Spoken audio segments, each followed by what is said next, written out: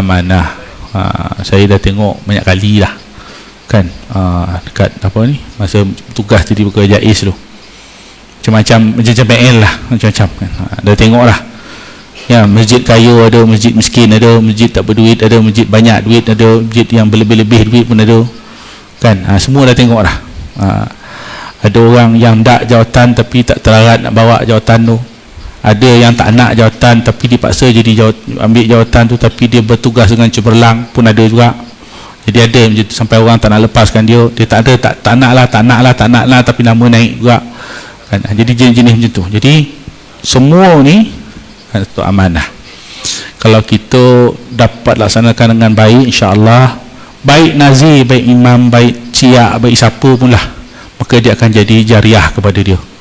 Amal jariah tu, amal tu akan dibawa balik nanti ke akhirat. Kalau dia sediakan masjid surau tu satu tempat yang selesa, yang mana orang datang berjemaah, beribadah di masjid surau tu sampai dia datang, dia suka dia nak datang sebab keadaan masjid tu selesa untuk dia beribadah, maka sedikit sebanyak ada bahagian pada ahli jawatan kuasa yang menyediakan tempat tu dengan baik, kan, menyelenggara tempat dengan baik. Sebab tu kalau orang betul-betul dia bertanggungjawab, maka dia dapat laksanakan tu dengan sebaiknya, maka jemaah masjid akan lebih ramai lagi datang. Dia datang bukan sahaja untuk ibadah, tapi hal-hal aktiviti masyarakat pun dia datang juga kan. Kadang-kadang dia tak ada tahu apa nak buat kat rumah, pening kepala apa semua, dia datang ke masjid. Jadi ada dulu ya. Masjid kita apa yang kurang? Air panis ada, air sejuk ada kan. Kalau ke rumah bising mana, baik datang sini baring kat luar tu, sejuk, buka kipas, bila tengah hari boleh tidur kan. Makna dia ada peluang tu. Jadi kalau semua tu kita dapat sediakan, selesa orang datang, berlumba-lumba orang datang masjid surau, paling tak pun lah, kalau pertama raya ramai orang berkumpul kat rumah, jamban dua je, orang ada kat 30 orang dalam tu kan. Mana orang pergi kalau ada sakit perut mana? Masjid. Jadi jangan kunci jamban tu kan. Maknanya benda-benda macam ni nampak kecil tapi sangat memainkan peranan. Ada satu masjid dalam daerah Hulangat ni dulu, AJK dia terlampau berkira, terutama ICU dia terlampau berkira, dikunci jamban. Bukan waktu semayang dikunci jamban. Alasan dia banyak orang datang terberak aja kata, berguna jamban dia. Benda tu sampai kepada kami di pejabat agama masa tu. Saya kata, saya panggil dia, apa masalah dia nak buka jamban tu? Dia kata orang datang buang air je, bukan semayang pun. Saya cakap dengan dia, duit yang didermakan pada masjid tu untuk kegunaan siapa? Orang ramai kan? Betul. Duit tu duit siapa? Duit orang ramai. Saya cakap dengan dia, kita kena ada prinsip dakwah kita ni, bukanlah dakwah kita ngajar agama saja, kita apa-apa aktiviti masjid je, bukan. Dakwah ni ada pelbagai, ada dakwah bil hal, itu dengan tingkah laku, dakwah dengan bil hikmah ni, yang hikmah tu semasuklah semua sekali tu. Maknanya dia bukan baca kitab aja, itu dakwah bil hal, perilaku tu yang sebenarnya banyak lebih menarik orang kepada Islam. Jadi saya kata buka bilik air tu, lepas tu letak tabung depan tu, buat tabung elok-elok, tak depan tu, tulis situ tabung sumbangan tandas, tulis situ pengurusan tandas ke apa, tulis lah situ. Orang ni dia nak pergi jamban, mula-mula mungkinlah dia rasa memang dia nak pergi buang air tu kan. Jadi jamban diselenggara dengan baik, dia datang, selalu datang. Jadi kadang-kadang boleh satang tu, waktu masuk azan mestilah dia pergi semayang kan. Kemudian bila dia keluar masuk kurang je, dia nampak tabung tu, dia rasa bersalah pergi buang air je, dia masuk dalam tabung tu kan. Dia takkan masuk sebuah sen dia kan. Daripada dia buang air kat toilet dekat dalam yang mamak tu, bawa kari kan, poning kepala dia kat masjid, wangi baik bagi RM1, betul. Tapi memang betul, lepas 6 bulan laporan dia terima, jamban dia punya tabung banyak, lebih daripada mencukupi untuk membiayai pengurusan tandas tu. Dan orang pun makin ramai datang, terutama orang musafir. Dia lalu situ, kalau dia dah tahu awal-awal situ tak boleh berhenti, jamban kunci kan, jadi tak berhentilah. Jadi itu antara benda-benda yang apalah, mudah-mudahan saya mendoakan, kita semua mendoakan Jawatan Kuasa dapat melaksanakan dengan baiknya, insya-Allah, supaya apa nanti satu masa bila kita dah tak ada dalam dunia ni, orang sebut-sebut, oh dulu masa Sianu pegang masjid tu, bagus masjid tu kan.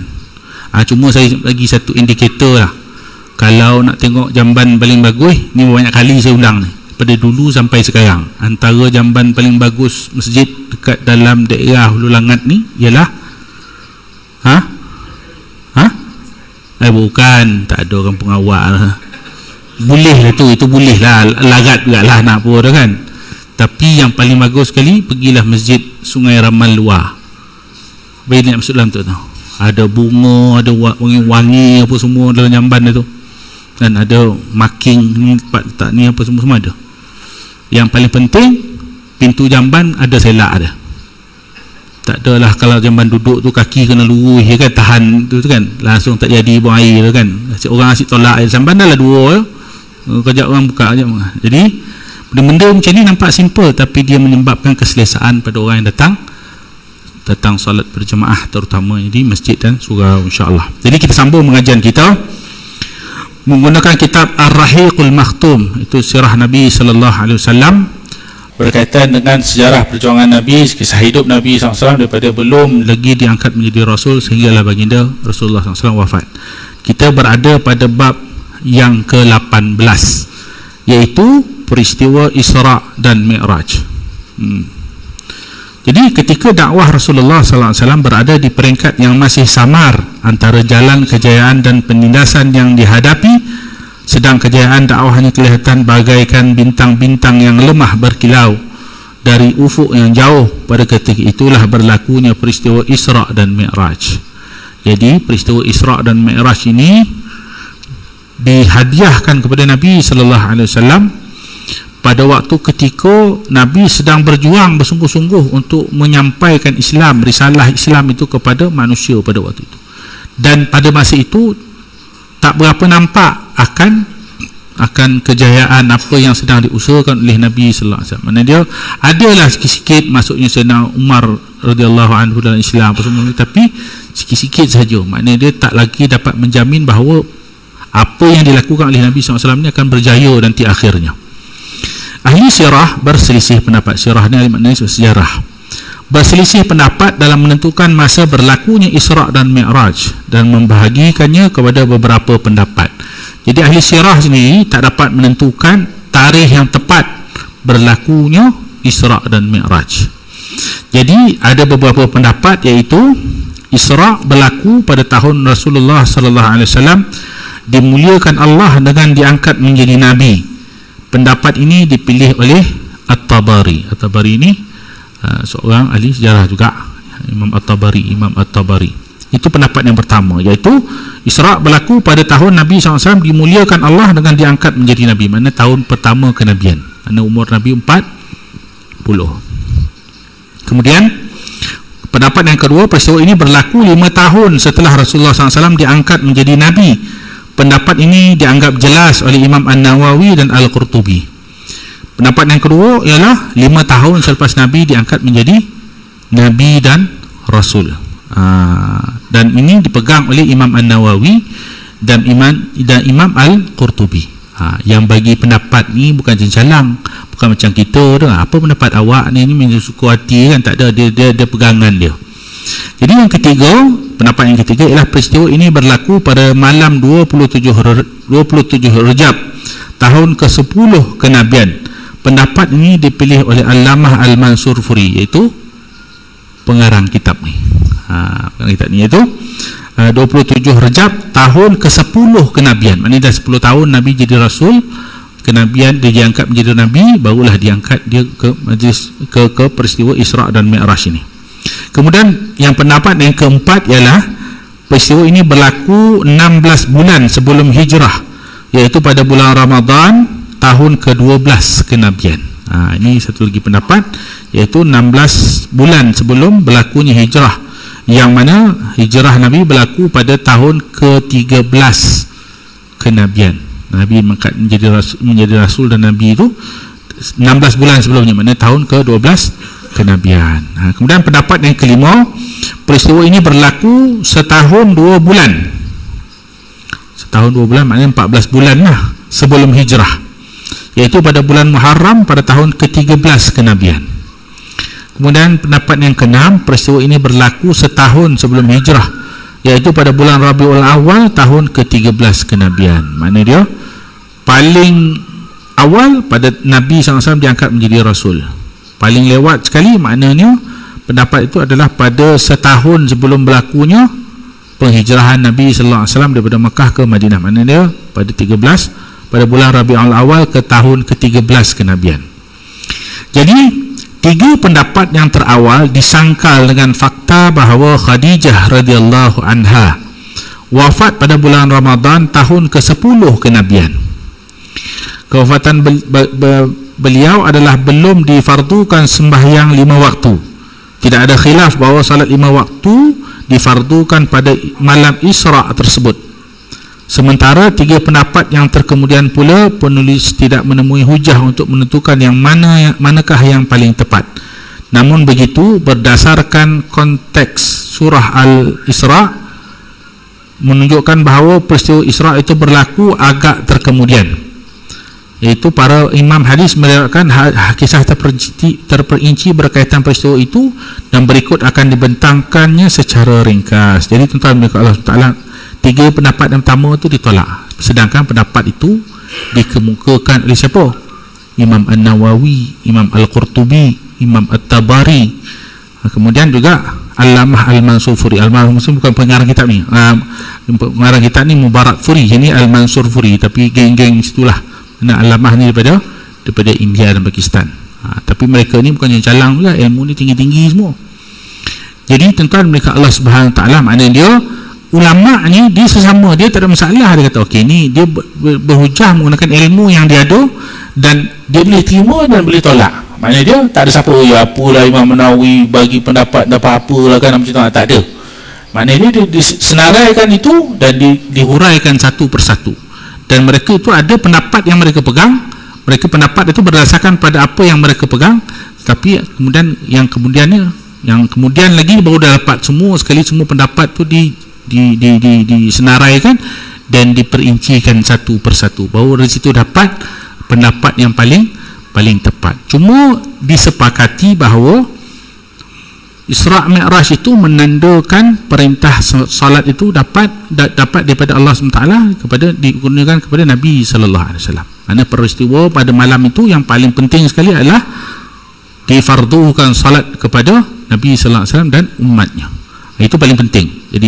Jadi dan peristiwa itu berlaku setelah kewafatan Sayyidatina Khadijah radhiyallahu anha dan juga Abu Talib. Sebenarnya Nabi SAW bagi peristiwa Isra' dan Mi'raj itu untuk mengembirakan Nabi SAW, kerana dia berlaku pada tahun yang disebut sebagai tahun duka cita, tahun kesedihan ataupun duka cita lah. Mana tahun tu berturut-turut orang yang paling Nabi SAW sayang, orang yang menyokong dia selama ini meninggal. Tuan-tuan demikian Allah Subhanahu Wa Taala. Jadi maknanya 3 pendapat yang utama tu dah terkeluar dah kan secara hujahnya. Jadi huraiannya ialah Ibnu Al-Qayyim berkata bahawa Rasulullah sallallahu alaihi wasallam diisra'kan dengan jasadnya menurut pendapat yang sahih daripada Masjidil Haram ke Baitul Maqdis dengan menunggang burak dan ditemani oleh Jibril alaihi salam. Di Baitul Maqdis Rasulullah SAW singgah dan menunaikan salat bersama-sama para nabi dan Rasulullah SAW sendiri yang menjadi imam. Binatang burak itu di tambatan pintu masjid. Ini daripada Ibnu Qayyim, Imam Ibnu Qayyim Al-Jauzi. Tuan-tuan mereka Allah SWT, jadi dia beritahu bahawa Nabi SAW dia diisra'kan. Isra' ni perjalanan daripada Mekah ke Baitul Maqdis, itu Isra'. Mi'raj tu daripada Baitul Maqdis naik ke Sidratul Muntaha. Jadi pergi Isra' daripada Mekah ke Baitul Maqdis itu Nabi sallallahu alaihi wasallam menaiki burak. Jadi kan ada satu hadis ataupun kisah mengenai mengenai burak ni.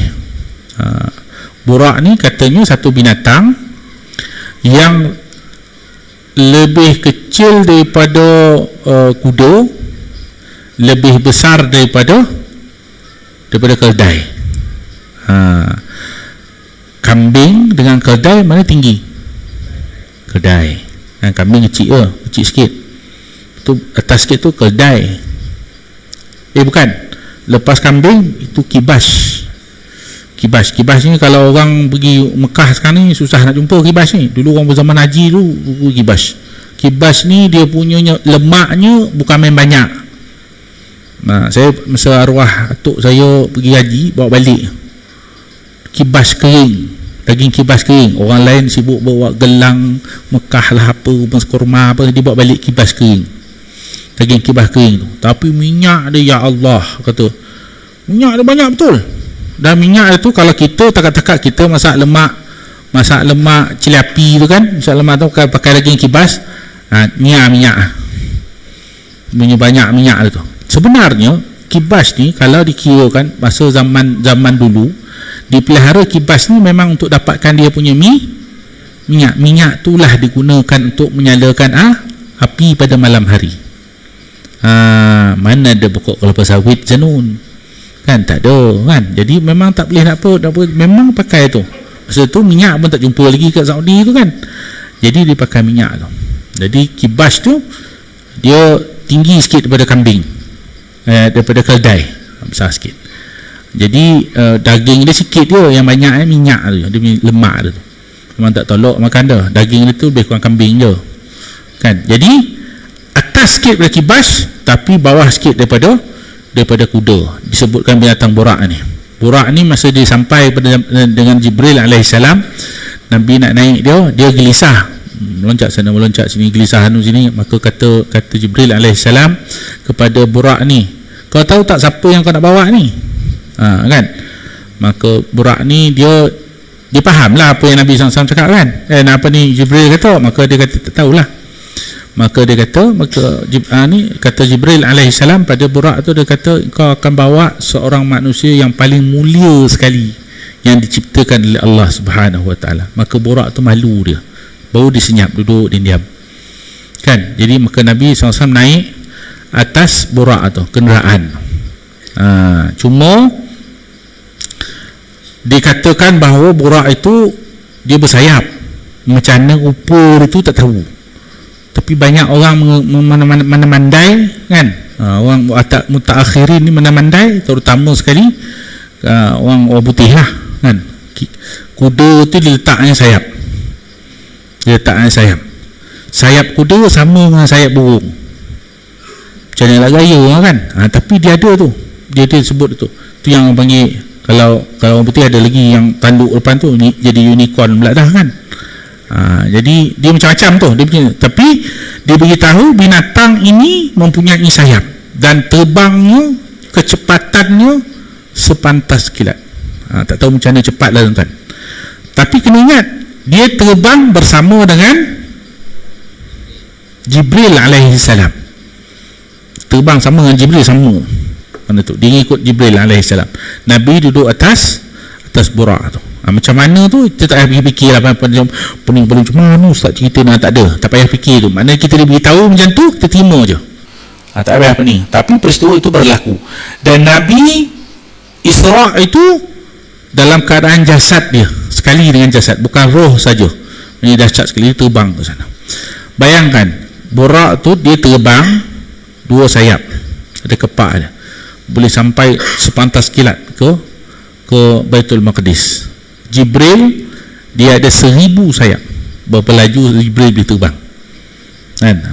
Macam mana sayap Jibril tu jangan kita fikirkan kan? Bukan kita tu, kita ambil iktibar daripada peristiwa itu. Jadi maka dia terbangkan melalui dengan burak tu sampailah ke Baitul Maqdis. Sampai di Baitul Maqdis, Nabi SAW turun, burak tu ditambat di pintu Masjid Baitul Maqdis, Masjid Al-Aqsa tu. Jadi tuan-tuan melekat Allah SWT. Kemudian Rasulullah SAW dimi'rajkan, ini daripada riwayat Ibnu Qayyim tadi. Kemudian Rasulullah SAW dimi'rajkan pada malam itu juga dari Baitul Maqdis ke langit dunia. Jibril alaihissalam meminta agar pintu langit dibuka, lalu dibukakan untuknya. Di sana Rasulullah SAW melihat Nabi Adam alaihissalam, bapa semua manusia, lalu Rasulullah SAW berikan salam kepadanya. Nabi Adam alaihissalam mengalu-alukan kedatangan Rasulullah SAW, menjawab salam serta memperakui kenabian Rasulullah SAW. Allah memperlihatkan kepada Rasulullah SAW roh para syuhada yang berada di sebelah kanan baginda sallallahu alaihi wasallam dan roh mereka yang malang di sebelah kiri. Rasulullah SAW dinaikkan, itu dimi'rajkan ke langit kedua, dan Jibril alaihissalam meminta kebenaran supaya pintu langit dibuka. Disitulah Rasulullah SAW melihat Nabi Yahya bin Zakaria dan Isa bin Maryam. Rasulullah SAW menemui mereka dan mengucapkan salam. Mereka berdua menjawab salam Rasulullah SAW dan mengalu-alukan kedatangan Rasulullah SAW serta memperakui kenabian Rasulullah SAW. Makna dia, lepas Isra' dimi'rajkan naik ke langit. Jadi pada malam itu juga first kali Nabi naik kepada langit dunia, lapisan paling rendah sekali dalam lapisan-lapisan langit ni, yang rendah sekali, yang menutupi dunia ni. Ni bukan awan tau tuan-tuan, langit ni tuan-tuan. Manusia sekarang ni cipta macam-macam, terutama NASA tu, dia cipta macam-macam roket, macam-macam kenderaan apa benda lah kan, yang bergerak sendiri, tak ada orang dalam tu, semua dah berjalan. Ada satu kenderaan dicipta oleh NASA tu, kalau tuan-tuan pernah baca, dia dicipta tanpa dia bawa satu teleskop, buat kamera resolusi tinggi, kemudian buat teleskop untuk boleh tengok paling jauh pergi. Dia dah terbang lebih kurang dalam 30 tahun dah. Dia dah pergi melangkaui planet yang kita nampak ni, dah melangkaui, dan dia image dah hantar dah. Belum jumpa tepi lagi kan. Belum 30 tahun dah, belum jumpa tepi dunia yang Allah ciptakan ni. Maknanya dia tak masuk lagi langit tu kan. Tapi pada malam itu Nabi sallallahu alaihi wasallam diangkat ke langit dunia. Maknanya dah sampai ke tepi dunia ni, maknanya masih dunia, bawah atas tu dalam masuk langit.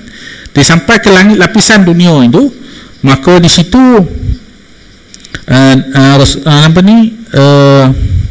Jibril alaihissalam dia minta izin untuk masuk. Makna dia, setiap lapisan langit ni dia ada penjaga dia, ada malaikat yang Allah ciptakan untuk jaga, dan tak ada sesiapa makhluk boleh masuk sesuka hati kan. Ada malaikat yang jaga, dan minta izin kat situ barulah dibenarkan untuk masuk. Pada waktu itu dibukakan pintu, Jibril dah minta dibukakan pintu tu, maka dijumpa dalam lapisan langit yang pertama tu, yang langit yang pertama sekali yang meliputi dunia tu, Nabi jumpa dengan Nabi Adam alaihissalam. Dan di situ juga Nabi salam dengan dia, beri salam, dan Nabi Adam pun memperakui kenabian Nabi Muhammad sallallahu alaihi wasallam. Dan jumpa dekat situ juga roh orang yang mati syahid sebelah kanan, orang yang malang nasibnya sebelah kiri Nabi sallallahu alaihi wasallam. Nabi jumpa ini daripada pengikut pendapat Ibnu Qayyim rahimahullah. Jadi pada waktu itu Nabi Adam mengalu-alukan kedatangan Nabi sallallahu alaihi wasallam, jawab salam dan berakui kenabian kan. Kemudian Nabi sallallahu alaihi wasallam naik lagi ke langit yang kedua. Langit yang kedua ini Jibril minta izin juga lagi. Jibril ni ketua malaikat. Dia nak lalu pun dia kena minta izin. Jadi minta izin, maka dibukakan pintu langit yang kedua itu. Antara langit pertama ke langit kedua tu kita tak tahu berapa jauhnya. Sebab itulah tuan-tuan muliakan Allah Subhanahu wa taala, bila disebutkan sembahyang solat sunat subuh 2 rakaat sebelum solat subuh itu lebih baik daripada dunia dan seisinya. Maknanya bukan langat je, bukan Malaysia je, Selangor ni kata dunia semenanjung Malaysia ni, bukan dunia ni, bumi ni, bukan seluruhnya kan. Lebih baik 2 rakaat itu daripada dunia dan seisinya. Jadi betapa banyak itu, tak boleh nak digambarkan tuan-tuan. Kalau benda tu dizahirkan dalam bentuk material, tak muat dunia ni, Setiap orang dapat dunia dan seisinya, macam mana nak digambarkan tu, tapi benda tu tercatat dalam buku amalan kita. Sebab tu ganjaran dia sangat besar kan. Nabi SAW suruh kita buat benda ni supaya nanti bila insya-Allah dia akan jadi ganjaran dalam catatan amal kita itu, bekal kita tu, maka dibentangkan besok di akhirat. Ini apa yang kau biasa buat, inilah ganjaran yang Allah janjikan dulu, ni kau dapat ni semua. Masa itulah barulah kita tahu betapa bernilainya apa yang kita buat masa kita dekat dunia ni kan. Semua amalan-amalan yang Allah SWT suruh kita buat, Nabi SAW suruh kita buat, itulah dibentangkan pada kita. Sebab tu kalau setakat buat satu kebaikan Allah balas 10 kebaikan, itu tak ada apa-apa kan, sikit aja tu.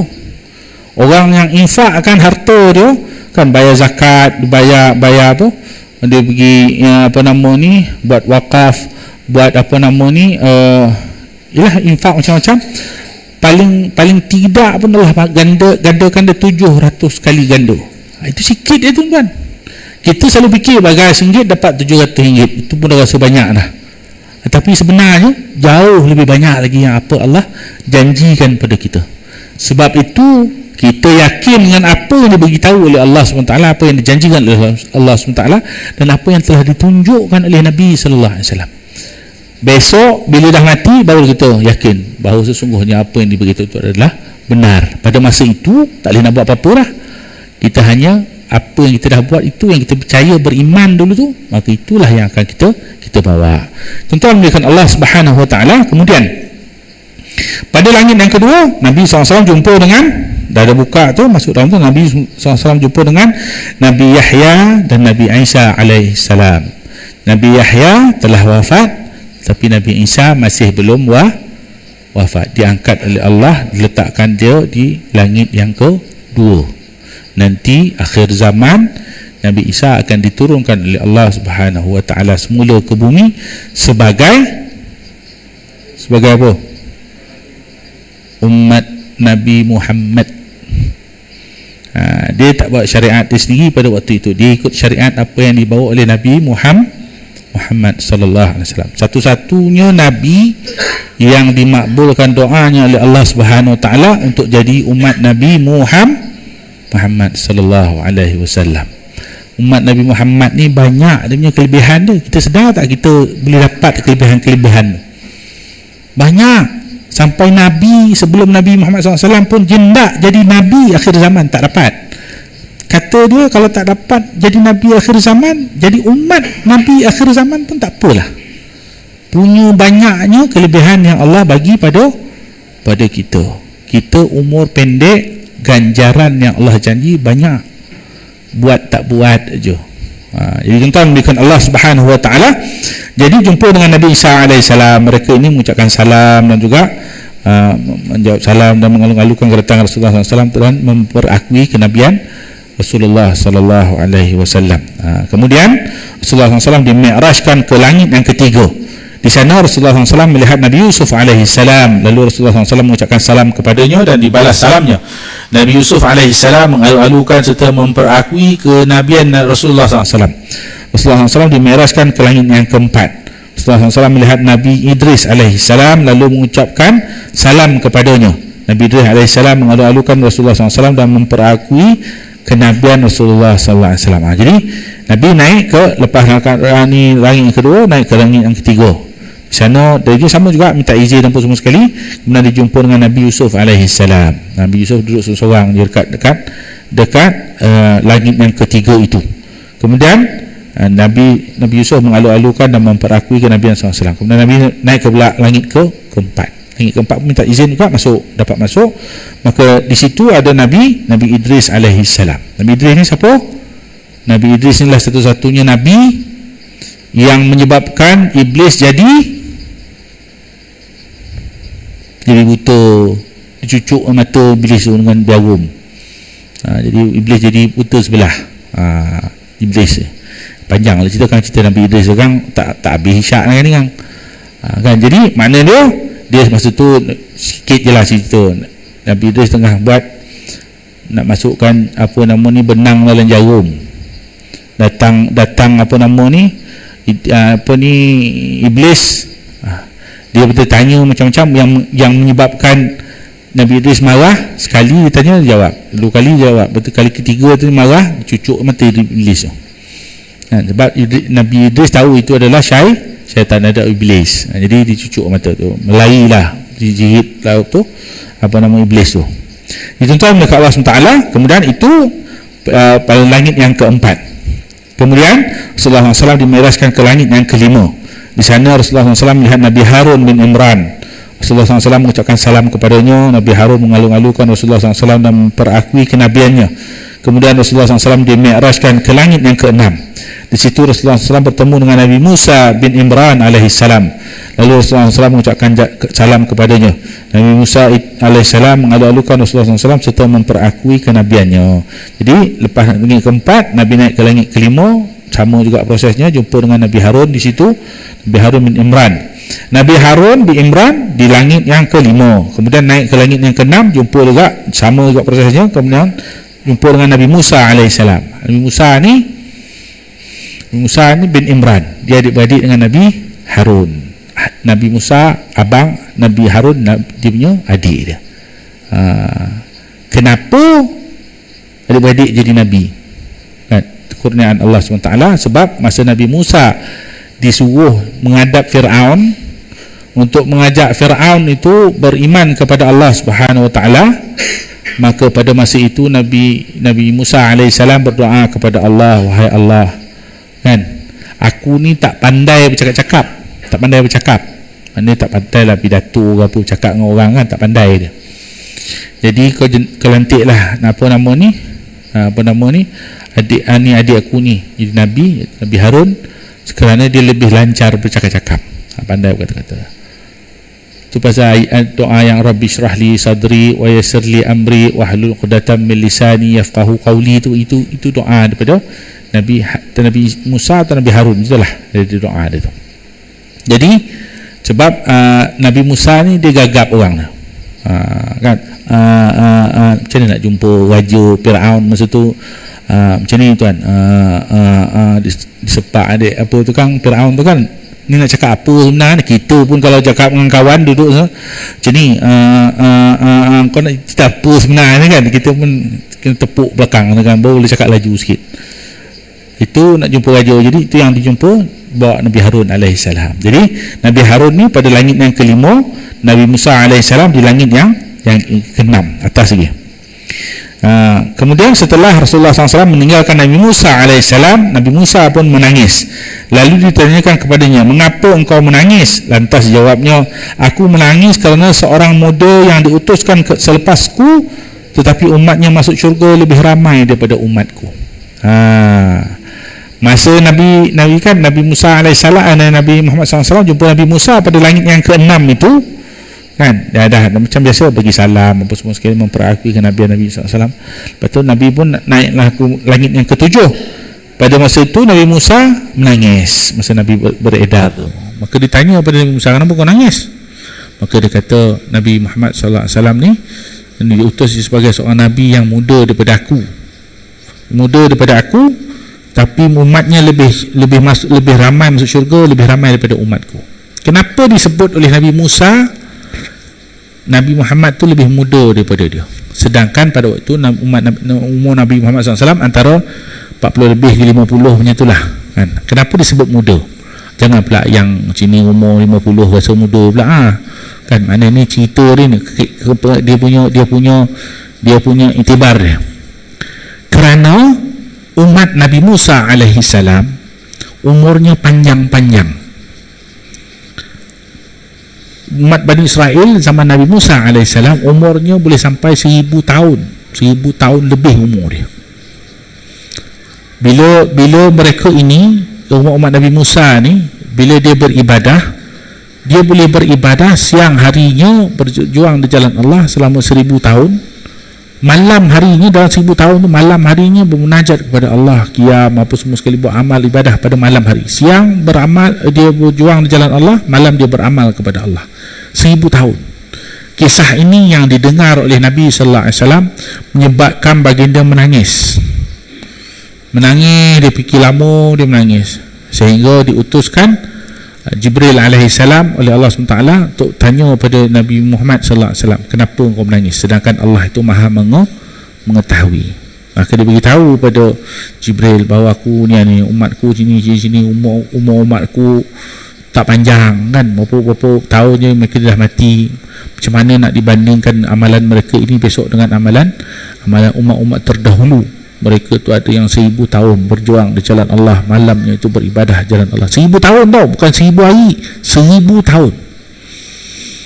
Maka sebab itulah dikurniakan kepada Nabi Muhammad SAW dan umatnya itu, kita ni peluang beribadah pada malam Lailatul Qadar. Lailatul Qadar itu dihadiahkan pada Nabi SAW dan umatnya. Pada waktu orang yang beribadah pada malam Lailatul Qadar itu, dia akan mendapat pahala seolah-olah beribadah selama 1000, bukan 1000 tahun, 1000 bulan. Belum Ramadan dia dah lupa dah ni. Aduh, kan, maknanya dia akan dapat pahala 1000 bulan, maknanya lebih kurang 83 tahun, lebih sikit ada berapa bulan dah, 83 tahun. Kalau kita sepanjang umur kita 60 tahun, dapat kita jumpa 10 kali malam Lailatul Qadar tu, ibadah padanya pada malam tu, seolah-olah kita telah beribadah selama 830 tahun lebih kurang lah. Maknanya dia ada peluang kita untuk mengejar amalan umat-umat terdahulu, dengan syarat kita ni betul-betul lah apa yang kita nak buat tu kita betul-betul istiqamah, kita kejar betul-betul. Sebab itu kalau kita tengok kisah-kisah para sahabat Nabi SAW, dia 10 malam akhir tu, bahkan 1 bulan Ramadan tu lah kan, terutama yang 10 malam akhir itu, mereka ini sangat kuat untuk beribadah dan tak peduli dengan benda lain. Kita alhamdulillah beribadah juga 10 malam pertama bulan Ramadan, lepas tu hilang semua kan, bukan kat sini lah, tempat lain, sini semua tip top semua kan, insyaAllah ya kan. Maknanya dia sebab malam 10 malam terakhir tu banyak mereka beribadah di pasar Ramadan kan, ada bazar-bazar Ramadan semua tu kan. Jadi disitulah mereka tawaf sambil berzikir berapa kan, tu. Jadi bukan kat sinilah, tempat lain. Jadi tuan-tuan melihat Allah Subhanahu Wa Taala, sebab ada peluang di situ. Jadi Nabi Musa alaihissalam, dia tengok umur Nabi Muhammad SAW pada masa itu lebih kurang 50 tahun, dan dia rasa kenapa muda dia ni, tapi umat dia besok yang paling ramai sekali masuk syurga. Dan kalau kita baca kitab Al-Zikrul Maut wa ma ba'dahu, satu bab daripada Ihya Ulumuddin tu membicarakan antara permintaan Nabi sallallahu alaihi wasallam sebelum baginda wafat. Dia minta dengan Allah SWT. Nabi SAW masa tu nangis, maka dia punya sedih dia tu, maka datang Jibril alaihissalam atas perintah Allah SWT. Apa sebab Nabi SAW menangis? Maka dia beritahu oleh Nabi SAW, sedangkan Allah tu Maha mengetahui. Dia kata dia sedih dengan umat dia kan, apa semua sekali ni, macam mana lah siapa yang akan tinggalkan jagakan umat dia apa semua sekali. Maka Allah SWT bagi hadiah. Antara hadiah yang Allah janjikan pada Nabi SAW ialah kau, salah satu dia ada beberapa perkara yang Nabi Allah SWT bagi pada Nabi Muhammad SAW. Pertama antaranya, dialah orang yang pertama sekali akan dibangkitkan bila tiupan sangkakala. Dia kan pertama sekali. Lepas sangkakala yang kedua tu ditiupkan, orang yang pertama sekali dibangkitkan adalah Nabi Muhammad SAW. Yang kedua, umat Nabi Muhammad SAW ni akan diselesaikan semua urusan dia dulu, barulah umat lain akan dihisap. Dan semua umat Nabi Muhammad SAW ni dah masuk dalam syurga dulu, yang mana yang layak masuk syurga tu masuk syurga dulu, barulah umat lain akan dihisap dan boleh masuk ke dalam syurga. Hadiah yang besar tu kan, yang menyebabkan tu yang saya kata tadi, umat-umat Nabi-Nabi sebelum ni dia sangat nak jadi umat Nabi Muhammad SAW kerana kelebihan-kelebihan. Kita ni sebenarnya kita ni banyak kelebihan, tapi kita baru tahu je, kita nak cari kelebihan yang tidak dijanjikan oleh Allah SWT tu, itu yang kita kejar. Sedangkan benda yang dah ada terhidang depan mata kita ni kan, kita buat tak tahu je, kita rasa tak ada nilai pun di sisi kita. Tuan-tuan berikan Allah Subhanahu Wa Taala. Jadi itu termasuk azan lah. Kita bagi laluan dulu azan. Ada orang nak azan? Bila saya minum air dulu.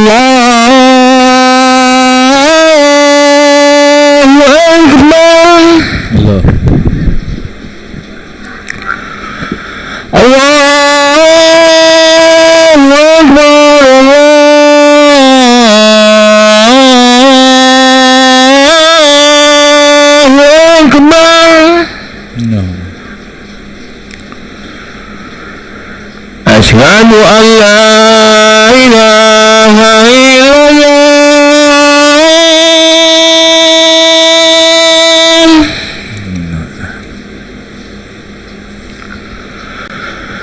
أشهد أن لا إله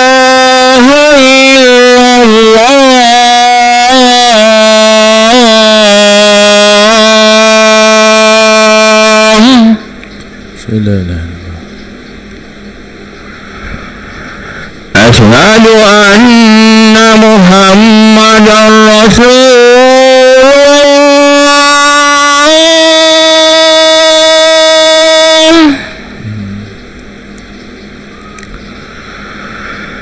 أشهد أن محمدا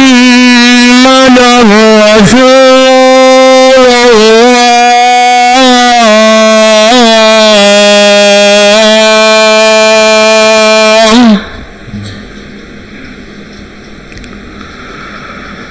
حي على الصلاة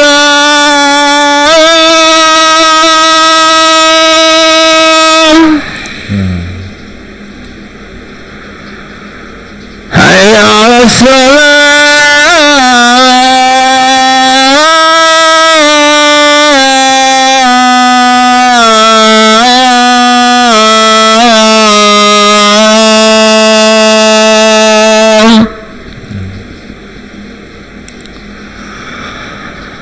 حي على الفلاح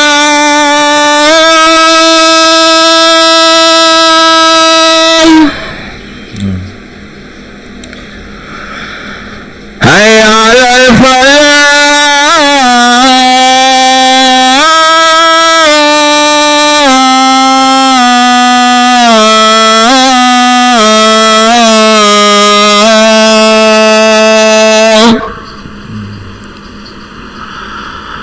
الله أكبر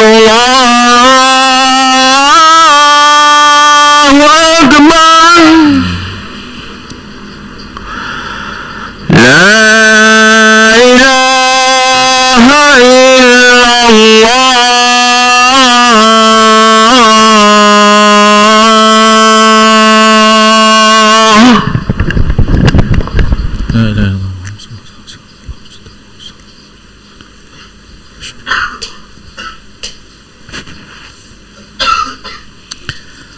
Kita sambung sikit sebelum kita berhenti untuk sembahyang Isyak, insya-Allah. Dia sebenarnya panjang cerita ni, kisah mengenai Isra dan Mi'raj ni, belum lagi iktibar. Ini baru pendapat daripada Imam Ibnul Qayyim rahimahullah. Kemudian dia ada lagi beberapa pendapat daripada beberapa ulama tafsir yang mana kita boleh mana yang kita boleh kupas nanti insya-Allah pada kuliah-kuliah yang akan datang. Kemudian tadi itu sampai pada Nabi Musa AS pada langit yang ke-6. Okey. Kemudian Rasulullah SAW dimi'rajkan ke langit yang ke-7. Di sana Rasulullah SAW bertemu dengan Nabi Ibrahim AS. Rasulullah SAW mengucapkan salam kepadanya dan Nabi Ibrahim AS mengalung-alungkan kedatangan Rasulullah SAW dan memperakui kenabiannya. Selepas itu Rasulullah SAW diangkat naik ke Sidratul Muntaha dan diperlihatkannya kepada Baitul Ma'mur.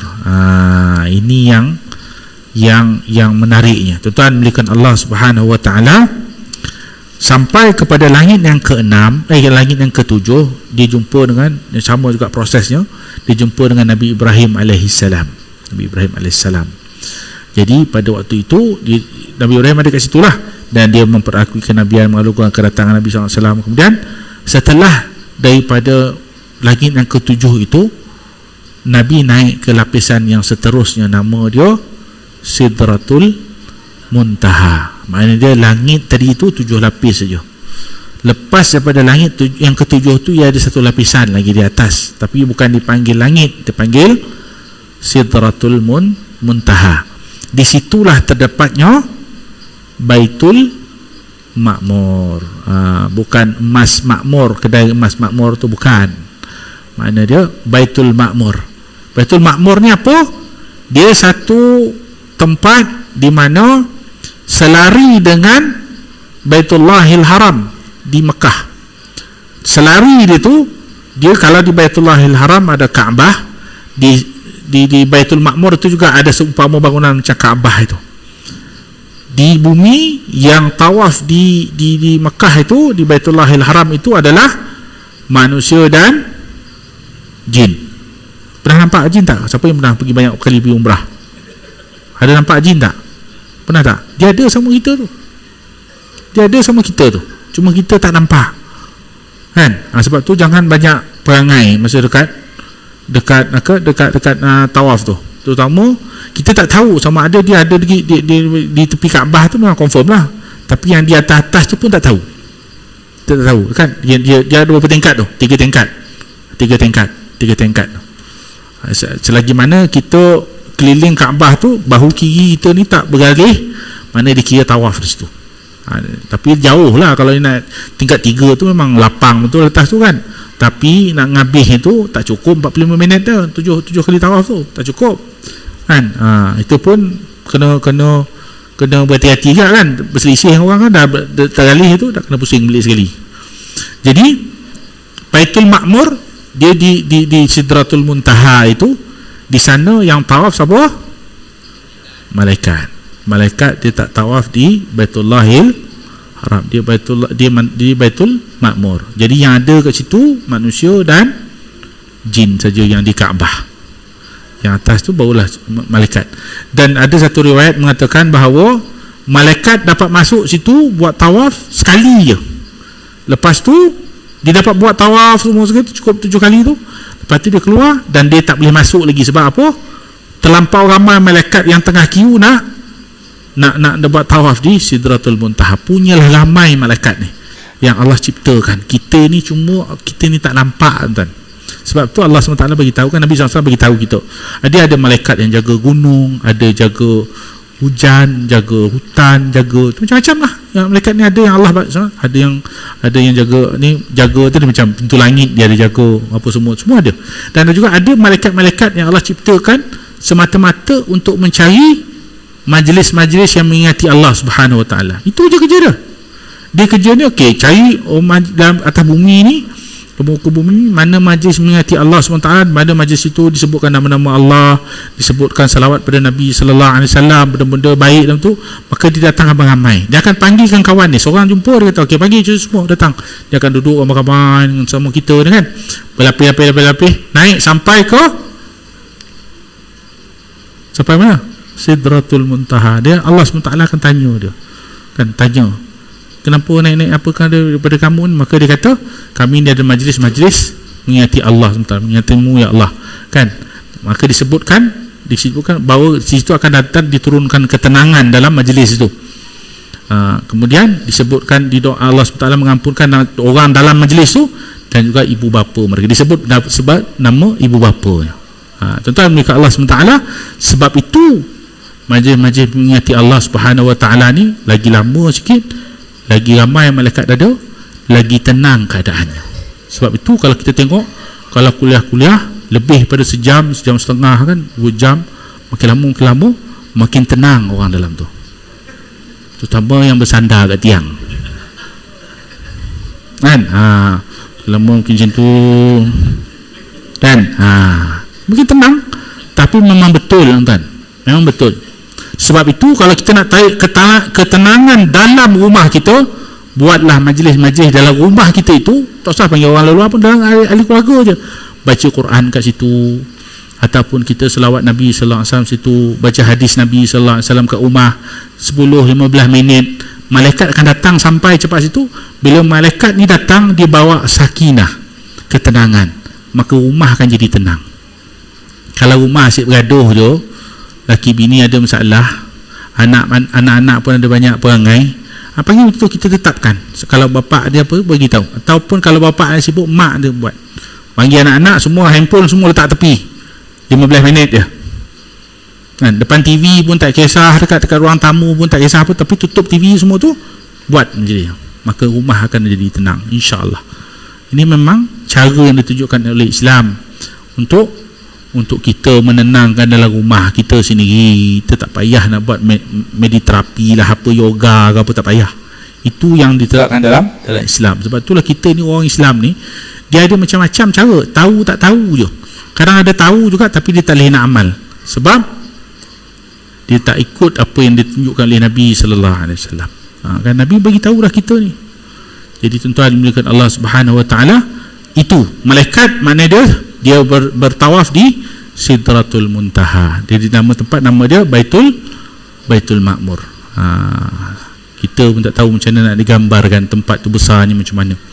Kita tengok dekat Masjidil Haram tu pun, kat Kaabah tu pun, bila time bulan Ramadan atau musim haji, punyalah ramai orang kan. Untuk bulan 12 ini, bulan 1 ini pun masih lagi flight tiket penuh semua. 8,000 satu bilik berempat, 8,000 kan. Lepas tu ramai juga tu, tak cukup juga flight tiket. Satu-satunya bulan bulan 8 bulan 11 hujung 12 dan 1 flight MAS tu, yang A380 tu, Airbus tu penuh semua. Penerbangan amal mas tu kan, semata-mata pergi, dia 2 je terbang tu, guna untuk 2 je. Satu pergi London, sebab ramai orang pergi London enggak, umrah di London masa hujung tahun, dengan pergi umrah penuh tu. Siapa dapat rezeki, dapat, selalu kita naik Saudi kan. Siapa dapat naik kapal terbang emas tu, memang biasa dalam tu, dia lega tu. Jadi tuan-tuan berikan Allah Subhanahu wa taala, penuh kat dalam Masjidil Haram tu, kita tengok begitulah penuhnya. Macam mana tak tahu macam mana penuhnya pula Baitul Ma'mur yang letak di Sidratul Muntaha di atas tu. Kita berhenti setakat tu 9:50 lah. Tak ada lama dah. Dengan lama kan makin tenang kan. Hari Minggu kan. Jadi kan jadi kita bermula untuk besok dah nak kerja apa semua kan. Jadi insya-Allah lah. Jadi kita ambil intibar. Baru sampai kepada langit yang ke-7. Nanti kita sampai Sidratul Muntaha. Nanti akan dikisahkan bagaimana disebutkan oleh Ibnu Qayyim berkaitan dengan bagaimana Nabi sallallahu alaihi wasallam bertemu dengan Allah Subhanahu wa taala. Benda ni berkaitan dengan ilmu tauhid. Ada orang, nanti kita akan, masa Nabi SAW tu dikurniakan salat itu, masa itu Nabi SAW sahaja bertemu dengan Allah Subhanahu wa taala, tidak ditemani oleh Jibril alaihi salam. Jibril pun tak boleh naik sampai ke tahap itu. Maknanya pada waktu itu ada setengah riwayat mengatakan tentang bagaimana Nabi buka kasut dia untuk masuk ke bagi bertemu dengan Allah Subhanahu wa taala tu. Tapi dilarang untuk buka kasut dia. Kan? Ada panjang kisah tu. Kalau dikupas pada malam ini, pukul 10 pun tak habis lagi kan. Tuan-tuan melihat Allah Subhanahu wa taala. Jadi kita tengok Allah Subhanahu wa taala tu maha kuasa dan maha kaya dan maha agung tu kan. Langit saja ada 7 lapisan. Belum lagi dikira Sidratul Muntaha. Dan setiap langit itu ada penjaga dia. Dan tidak ada lepas orang pun yang boleh naik, melainkan kena minta izin dulu dengan penjaga yang jaga, itu malaikat yang ditugaskan oleh Allah SWT untuk jaga.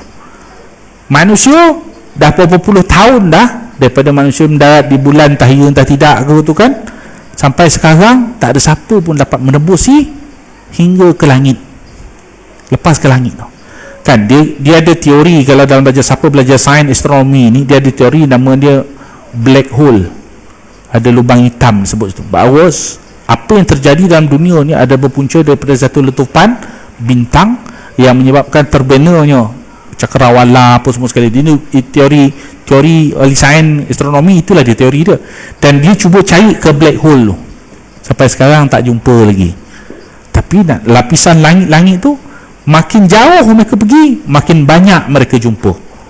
Menunjukkan betapa besarnya langit yang Allah SWT, dunia yang Allah ciptakan ini, sehingga tak tahu mana tepiannya. Bayangkanlah tuan-tuan kan, kalau ada satu riwayat saya pernah baca, hadis ke ataupun syarah berkaitan orang yang ahli syurga tu Allah SWT yang paling rendah sekali kedudukannya, yang telah dicuci dalam neraka berjuta-juta, berbilion-bilion tahun kerana banyaknya dosa daripada Allah SWT.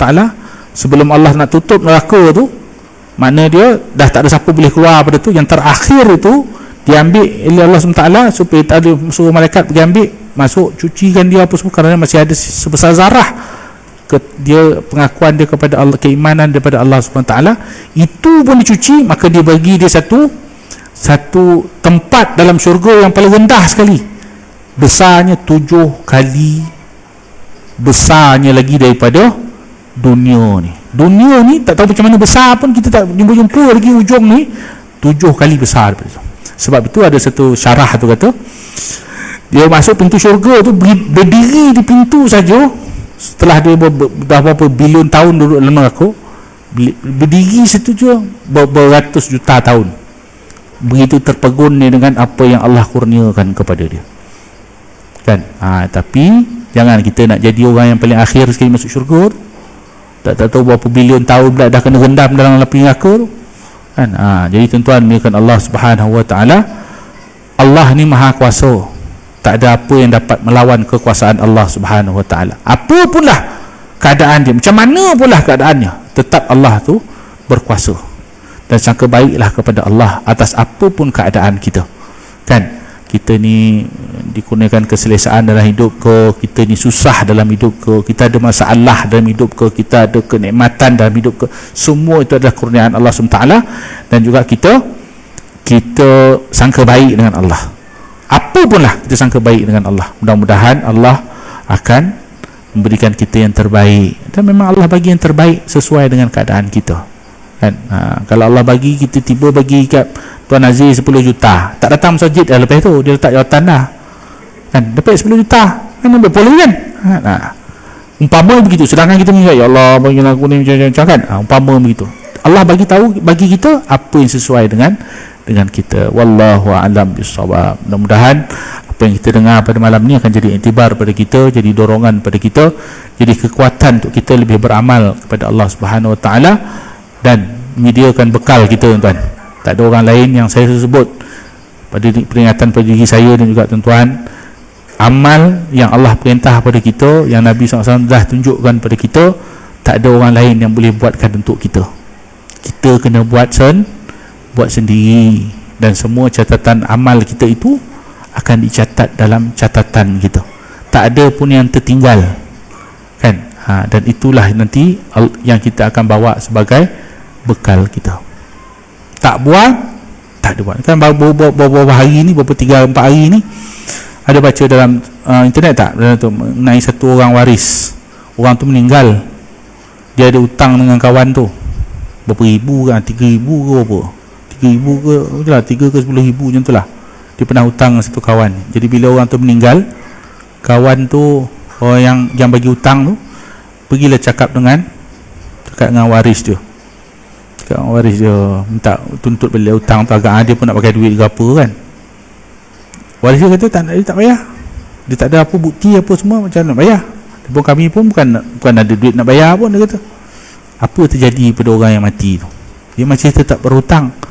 Dan bila orang berhutang dalam keadaan mati berhutang, maka dia tidak dapat, roh dia tidak melepasi langit yang pertama pun tuan, kerana dia masih lagi dalam keadaan berhutang tuan-tuan ke Allah SWT. Maka dia besok dekat akhirat susah panjang kiraannya.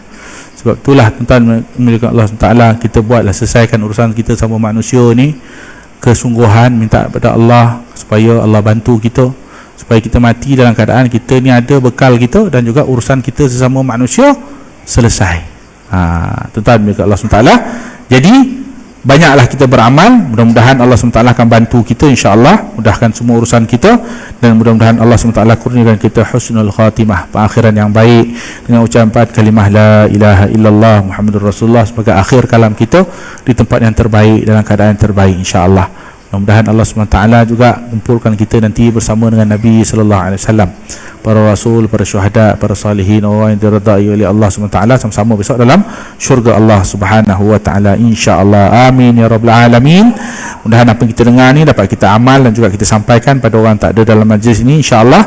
Dan kita tutup majlis kita dengan tasbih kifarah dan suratul Asr. Subhanallah hamdihi, subhanakallahumma wa bihamdika, asyhadu an la ilaha illa anta, astaghfiruka wa atubu ilaik.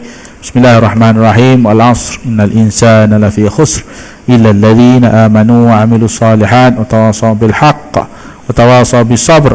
Wabillahi taufiq wal hidayah. Wassalamu alaikum warahmatullahi taala wabarakatuh.